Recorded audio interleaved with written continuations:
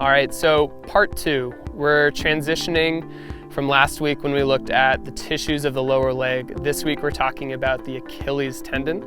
We're gonna use a band today. And if you don't have a band, we'll drop a link for a place to find this specific band.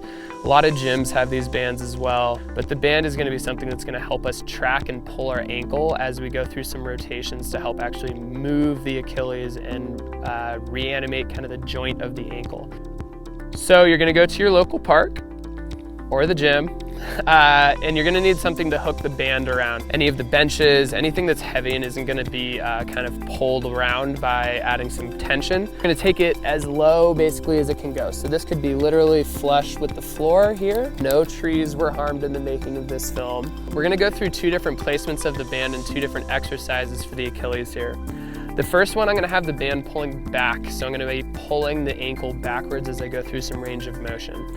And now my job with the band is to get it basically as low onto my ankle as I can. So not up on the shin, not on my shoe.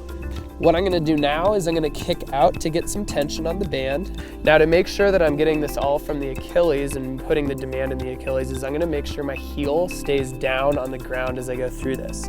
And what I'm gonna be doing is I'm gonna spend 2 to 3 minutes just trying to move my ankle back and forth, trying to keep my heel down and stretch out my Achilles. The second exercise is we're basically just gonna flip that around. This is gonna be a little different because I'm now starting to encourage a little more tissue work on the Achilles itself. I'm gonna step through, I'm gonna put this down as low as I can, basically right at the top of my heel and base of my Achilles. Same deal, I'm gonna kick back a little bit of tension, try to keep my foot flat on the ground. I'm gonna pull my knee back across to try to get all this range of motion going through my ankle. And again, we're also gonna get some tissue work on the Achilles itself.